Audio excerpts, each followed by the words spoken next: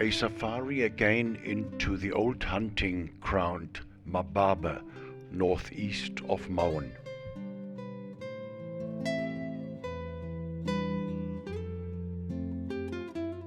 Camping on the grounds of the newly established Mababe River Lodge.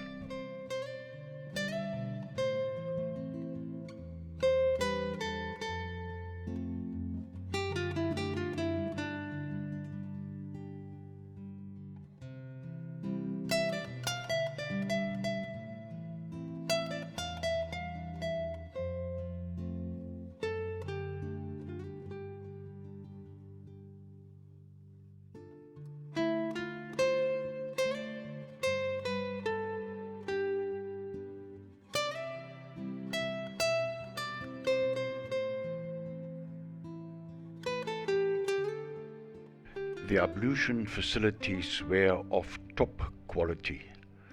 As it was still winter, I installed the sidewalls to the Bush Lapa swing-out awning, which covers the kitchen area.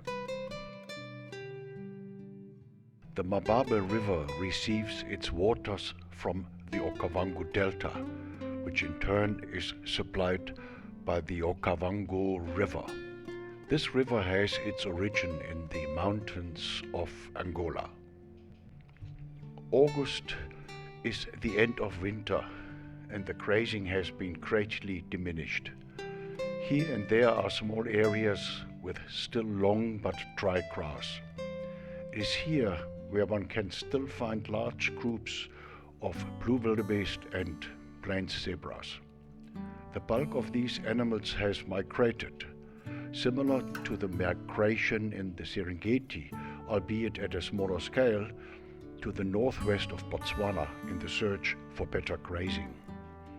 This also means that the predators have moved with them. This reduces the chances of a lion sighting substantially.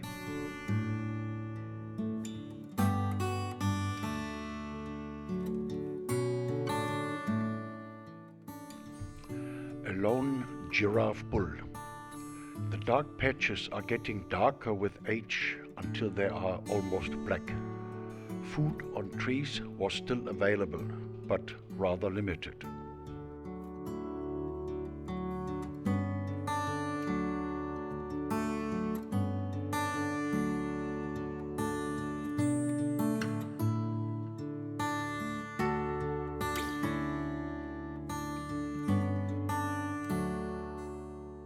Giraffes don't have horns in the true sense of the word.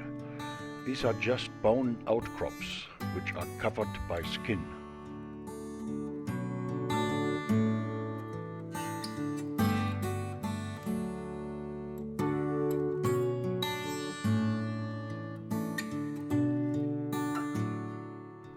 The Hardida ibis is one of the ibis species present in this area. He makes a horrible call when flying, so much so that the joke makes its rounds that he is scared of heights.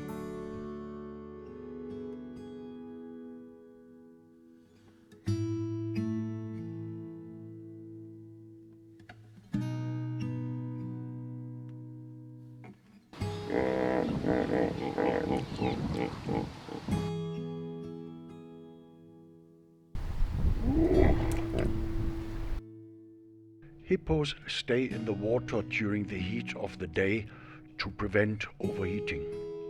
At night, they leave the water to forage for grass in the wider area. If there is sufficient food in the water available in form of water plants or grass, then there is no reason to leave the water.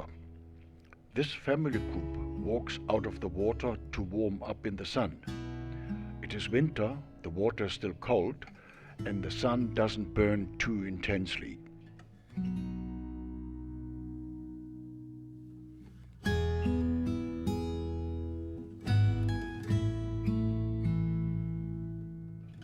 This group has surprisingly many young animals amongst them. This pool is a quiet sidearm of the Mababe River and is well suited for the raising of offsprings.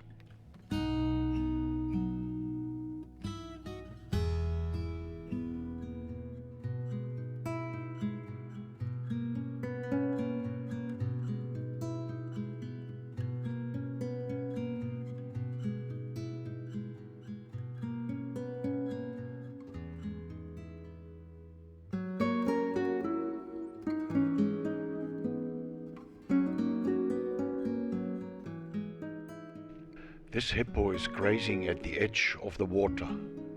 As the jacana is also hunting for insects, it copies the cattle egret's tactic and stays close to the hippo on the move.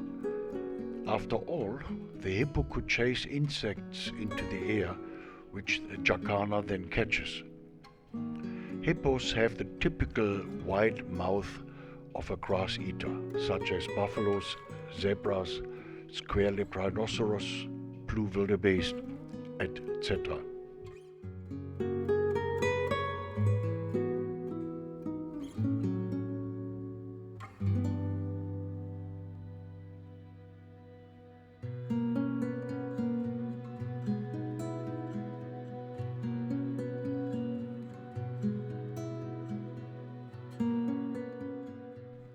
A female warthog with two little ones busy foraging. Foraging means, in this case, digging up the ground with the hard upper lip and the tusks. The warts are just skin folds.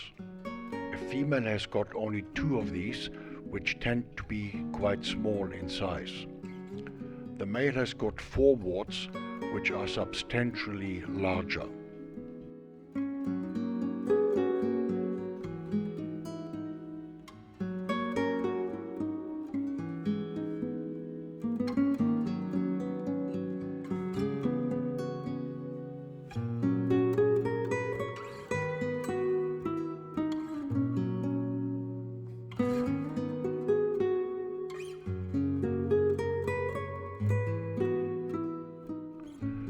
Impalas are gregarious animals. They are the preferred prey animal of leopards and cheetahs. For lions, which have to feed a large pride, impalas are only the second choice.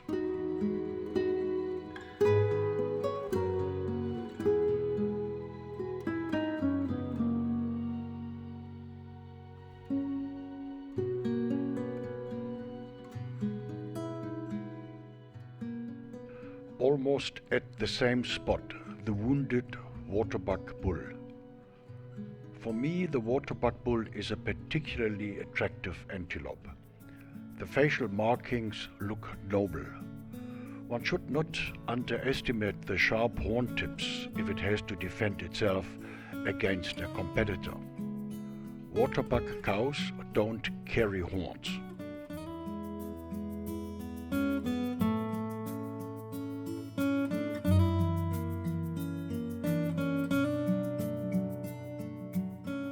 For elephants, there was enough water available and some leaves on the trees. Occasionally, I could observe elephants sucking up fallen leaves from the ground.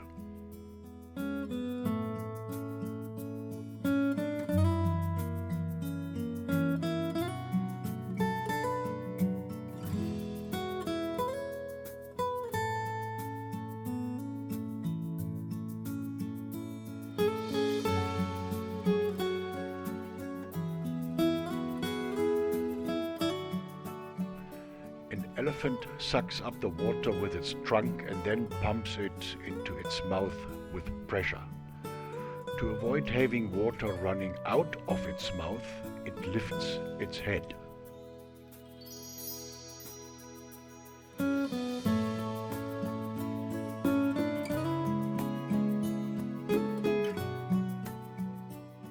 The spur-winged goose is the largest goose in Africa. A male can weigh up to 10 kilograms, making a good size Sunday roast.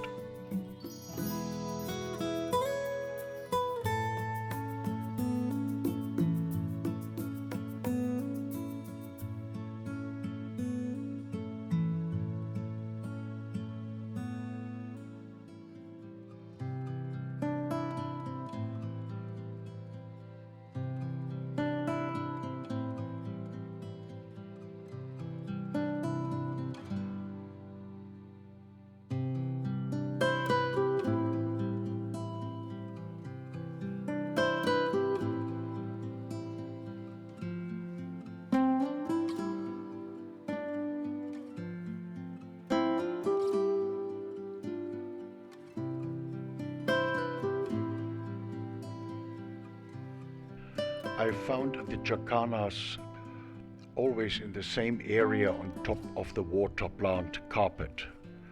Besides insects, they also look for mollusks and seeds.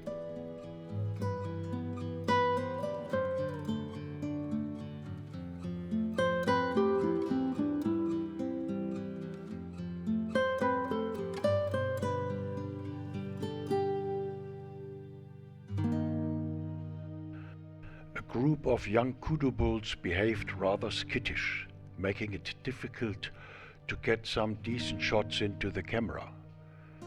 There remains the suspicion that there is hunting taking place so close to the village. After all, this area is situated outside the national park with its protection of animals. A large part of the area given to the community of Mababe for community development is set aside as a hunting concession. There, elephants and buffalo are hunted by overseas trophy hunters.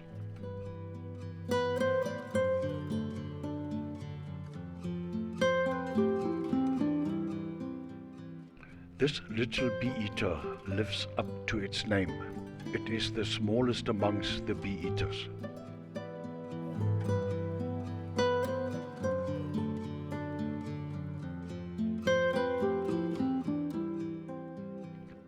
Every afternoon, the same show. A family group of elephants comes along, drinks some water. In the hot season, there would be also a bath, crosses the river, and moves off in direction of the Moremi National Park.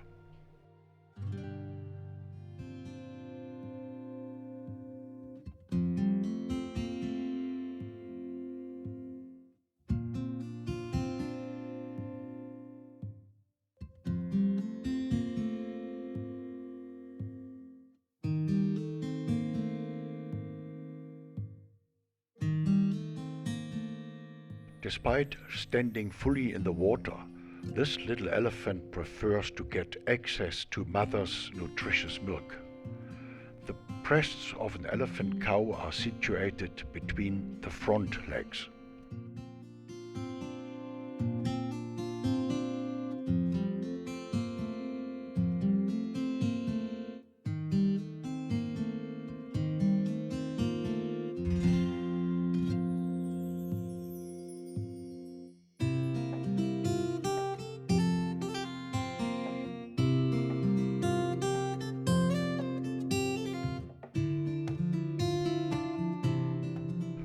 Despite getting the odd drink from the mother, this little one seems to have learned to supplement its diet with grass.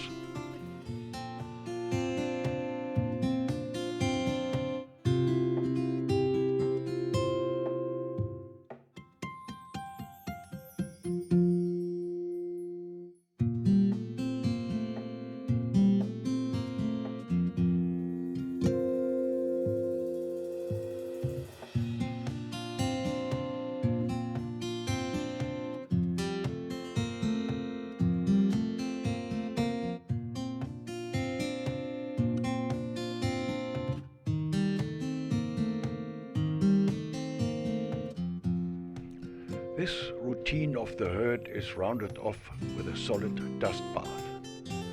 Then the herd moves on and disappears between the trees and bushes without a sound. Without a sound indeed, as due to the construction of the foot and the thick padding of the sole, it is near impossible hearing a walking elephant.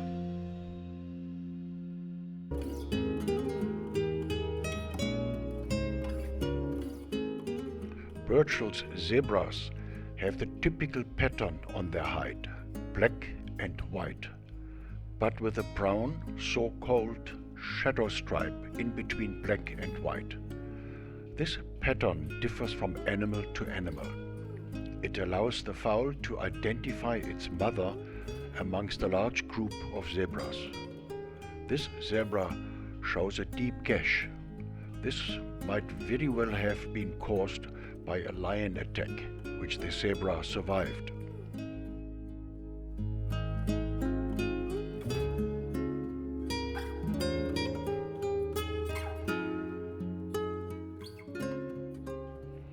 After drinking some water, the herd moves off. The oxpackers join in and enjoy the ride on the back of the zebras. This is the reward for the hard work, keeping the hide of the zebras free of ticks and other parasites.